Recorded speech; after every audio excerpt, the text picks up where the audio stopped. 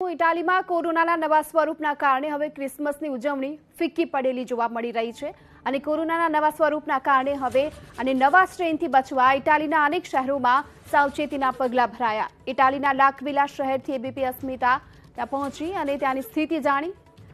ત્યારે ઇટાલીમાં કોરોનાના જે અત્યાર સુધીમાં કેસ નોંધાયા છે, નવો સ્ટ્રેન પણ જોવા મળી રહ્યો છે, તેને કારણે લઈને સાવચેતીના પગલાં પણ ભરવામાં આવી રહ્યા છે।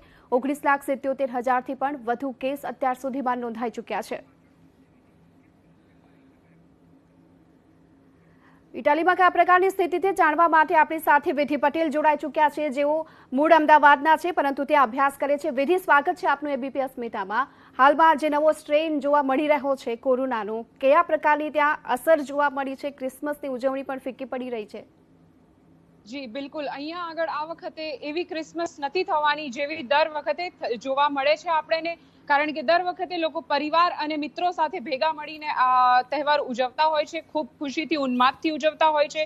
પણ આ વખતે જેમ તમે જોઈ શકો છો કે જે નવો વાયરસ છે એ વધારે કન્ટેજિયસ છે અને એના માટે થઈને બધી ફ્લાઇટો જે યુકેથી કનેક્ટેડ છે બધું બંધ કરી દેવામાં આવ્યું છે।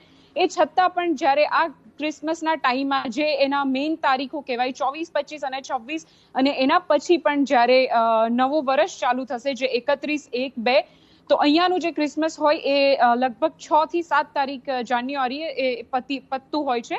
તો અહીંયા આગળ બધા આખું ઇટલી રેડ ઝોનમાં આવી ગયું છે। તો 24, 25 અને 26 ડિસેમ્બરે કોઈ અહીંયા આગળ એક બીજી મ્યુનિસિપાલિટીમાંથી એક બીજા મ્યુનિસિપાલિટીમાં મૂવ નહીં થઈ શકે, કોઈના ઘરે નહીં જઈ શકે, કોઈ મિત્રો અને પરિવારના સભ્યોને પણ તમે નહીં મળી શકો। તો એ બહુ જ ખૂબ સેડ છે આ વસ્તુ કે નહીં બધા ભેગા મળીને નહીં ઉજવી શકે। જી વિધિ, જે પ્રમાણે ક્રિસમસને લઈને બહુ જ ઉત્સાહિત હોય છે ત્યાંના લોકો, અને ખાસ કરી જે આપ જણાવી રહ્યા છો 7 જાન્યુઆરી સુધી આ સેલિબ્રેશન ચાલવાનું છે, પરંતુ હવે જ્યારે લોકોને નહીં મળી શકે તો તે માટેની લોકોએ કયા પ્રકારની વ્યવસ્થા કરી છે? હવે નવો સ્ટ્રેન છે, હવે તેની સામે જજમવું તો પડશે, પરંતુ જે જીવન છે તે સ્થિર નહીં રહે, તો તેના માટે ત્યાં શું અસર જોવા મળી રહી છે તેની?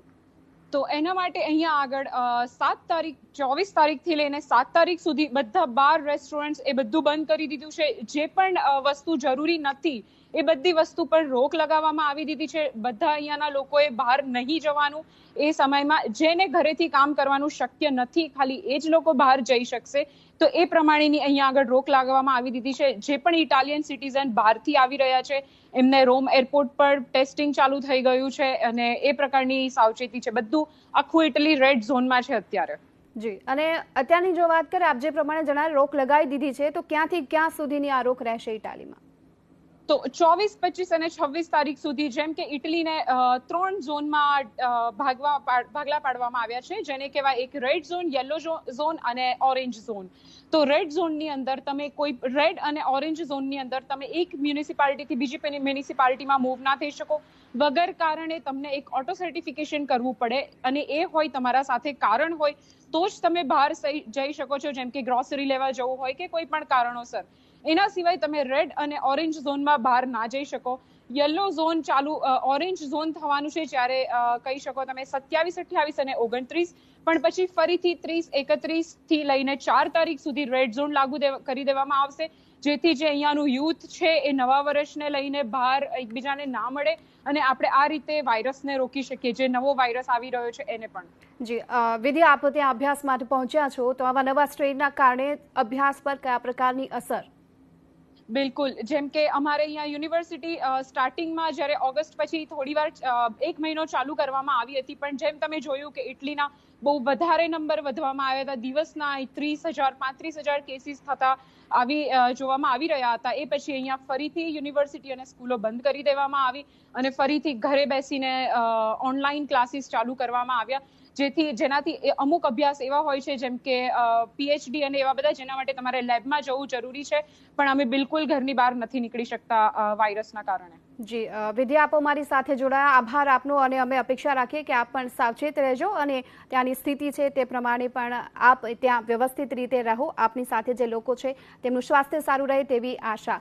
તો આ હતા વિધિ કે ત્યાંની સ્થિતિ આપણને જણાવી. અત્યારે લોકો જે પ્રમાણે જોવા મળી રહ્યા છે, સૌથી મોટો આ તહેવાર છે તેમના માટે, પરંતુ ઘરે બેસીને બનાવવું પડશે કારણ કે આ નવો સ્ટ્રેન જેના સામે ઝઝૂમવું પણ પડશે અને લોકોએ આ માટે ખાસ કરી પોતાને સુરક્ષિત પણ રાખવું પડશે. તો આ અત્યાર સુધીની મહત્વની ખબરો અને ખબરો માટે આપ જોતા